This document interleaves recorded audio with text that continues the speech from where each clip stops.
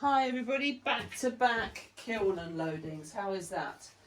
So good news. The next one I can see of the water feature looks like it's fine, so that's good news. But let's show you a few things that we've done, and this is probably the nicest thing so far. Look at this. This is the moon jar that I made. Come over to the camera. This is the moon jar that I made. And what I did is I liked the little vase that I put 5 key things on. What was it? It was ancient copper, vintage gold, obsidian, cosmic tea dust, and another one. I can't think which one it was. And basically palladium, wasn't it? And then I put a little bit of red on this one. I have got a video of me applying the glaze to this. Look at that. Just look at that. This is the palladium. And I did it a bit thicker, but look at these. Look at this. This is just wonderful. I'm very pleased with that. If anything, I don't think the red adds much to it, but it's nice just to have them thrown in. I'd like to know your opinion actually, just the odd bit of red, just to change it up. That's really smart. I like that a lot. Very nice. And then I started to play a bit. On one of my mugs I used textured turquoise 3 times inside. Then on the outside, while I was at Potfest, there was a gentleman who'd done a lot of work with wax resist. So I had 2 layers of textured turquoise, and basically I then carved out some patterns with the wax resist. I sort of made them stagger and trimmed, sort of marked it, and then I put blue stone on in the places. Now they've not stayed in the exact places, and as you can see, some of the items have run. But it's quite interesting. Okay, what else have we got? This has and hasn't worked. Love river rock on the outside. I usually do this in green because it's sort of seaweedy and bubbles, but I thought let's try river rock and see how that goes. And I did the red on the inside, which is the terra colour gut hell rot, or red, the word for it. And then I put, to try something different, I added some white round the top, on top of the red, because and then some white globules, because I wanted to see a reaction going down into the pot. And I sort of did it, but it's sort of, I don't know if it worked on the rim so well, but I'm sure that's just me. Put a little bubble on the handle as well, so hand thrown handle. Little bubble to hold it, see how that goes. So one of the things I bought when I was over at Corby Kilns in Northampton, I bought some oxides, and then when I was at Potfest I talked to people about the ways to use oxides, but one of the ones that I bought was, and I will double check so I'm not misinforming you, is Cobalt oxide, because I wanted the strongest of the blues. So on a white chattered mug, so this is one that's got nothing on it, I just thought that I would put Cobalt oxide around the chattering, and then on the inside I diluted it down, and then I put a clear glaze over it. It's sort of this doesn't work to me. This is so thick and proves how strong the cobalt is. And then on the inside, when it was really diluted down, I've got this. I love the marks of the brush marks, and that was on purpose. But then on the bottom here, I just put clear glaze over. So it's all had clear glaze over it. Could have put a little bit of this around the bottom, or had it thicker on the top. Inside is better because it's got more colour. Anyway, it's an interesting piece. It's a test piece, really.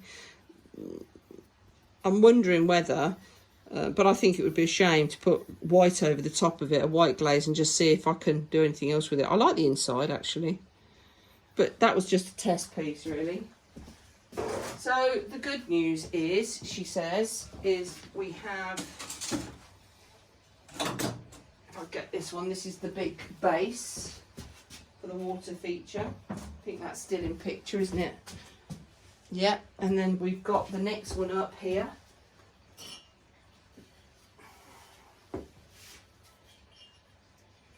Now that's good. I put some pieces down on the floor, some little pieces. I put it onto this type of cookie, and then I put these round it so that if for any reason this was going to drip,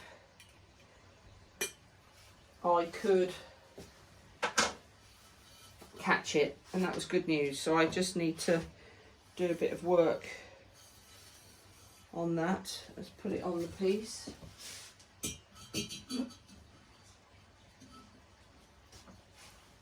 Nice. So let's get the cookies out of the way.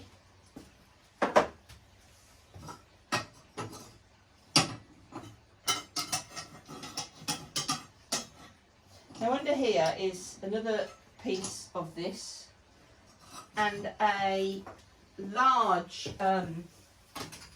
planter with textured turquoise and copper again on for my garden. Ah, yes. And some new glazes that are some Mako ones and a new glaze to me, a new Celadon. Oh no, no, no.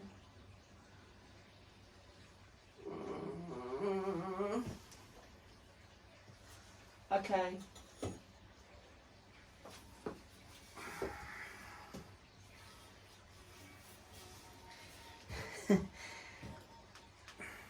This was always worrying me about the pressure on this one for some reason, but it didn't like it, did it? Something reacted badly. There's actually a crack on the other side as well. So that's the commission, and it might be 4 pieces now. I might just say 4 pieces and I'll make you a 5th piece later, because that actually is the one that goes on top of this. That's a shame. Okay, well that didn't work. Oh, damn.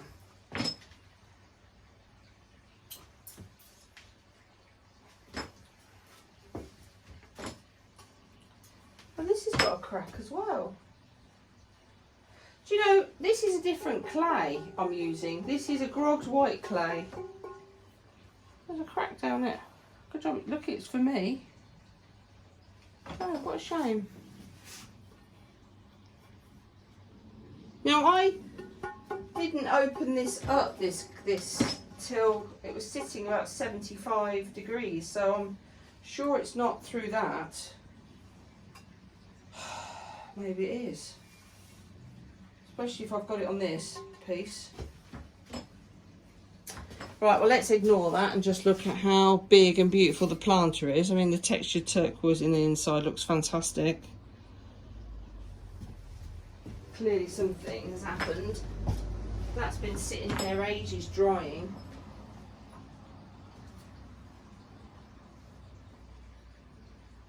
Now this is 3 coats of crackle glaze, and it hasn't crackled. Mako crackle glaze. So it's just ended up now being a white with some pitted in the inside. So I need to investigate about that one, because that hasn't worked.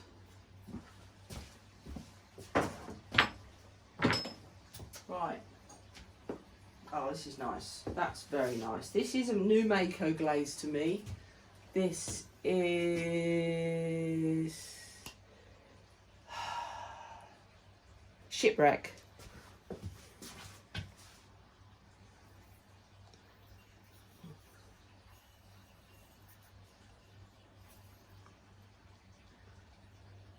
Now, somebody questioned about crackle glazes being food safe on the inside, and somebody can correct me if I'm wrong, but I've looked it up, and all stoneware Mako glazes, whether they be this or any of the others, are food safe. They've been made to be food safe, or they've been tested and they are food safe. So if anybody knows anything else, that cropped up on somebody commenting on the Celadon Bloom one in the last video, which is this one here, because that's the new Celadon Bloom glaze, and it was commented to me that they didn't think it was food safe, but I have read up and I believe I'm right in believing that they are food safe. So then I've got another new one called Blue Hydrangea, and I did white on the inside.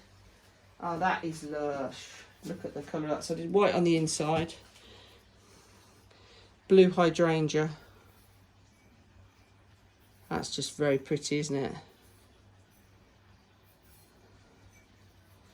Handle was a bit of a different one. I run out of handle. I made a little one with a bit of a hook. But that's okay.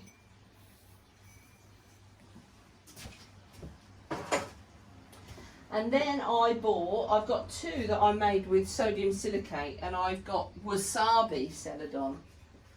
So that is white on the inside with wasabi on the outside. That's quite smart, isn't it? I like that a lot. Handle's almost not right though, because it's for one finger really. Could have been bigger if I wanted it for two, but that's something to look at. That's gorgeous. And then the last one in here was another chattered one, but I did something a bit different. I forced blue, in fact it's called mallard green slip into the chattering, and then I put on it true Celadon. So let's see how that's worked. Now that has really worked. That is lovely. So again, white on the inside, but that has really worked. So I've put slip on there, and then I've wiped it off, so the blue slip stays inside, and that is lovely. That's a very nice, that's a bigger handle, that works better. I like that a lot actually.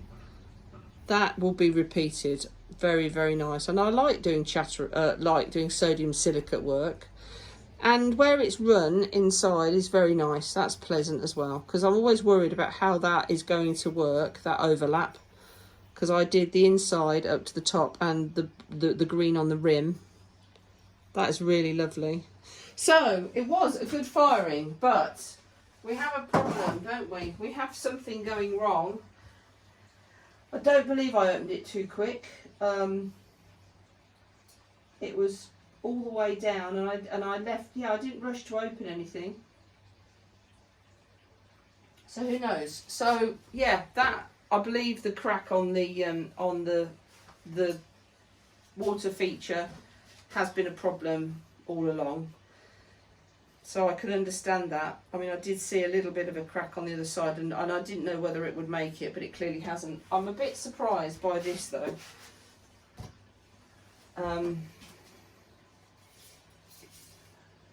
It doesn't really matter because it's going to go in the garden, and it will be a planter for me. I mean, it is beautiful. Good old copper again, look, and a little bit of copper. I put the textured turquoise down to there, and just brush the copper over the top, so the textured turquoise is in the recesses, and that has actually been a beautiful overlap. Okay, well, there you go. Let me just have a little look at how the water feature is going to look now that it's only 4 high for the moment. I believe I can get away with that. Let's just turn this round here.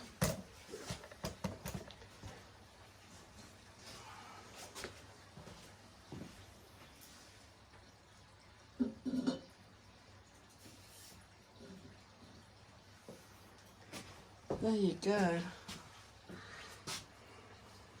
Let's just lower this, drop this down. When is we going to get some more sun in good old England? What do you think? It's a bit miserable all the time, but it's not so cold today. There you go, look at that. That's a great piece.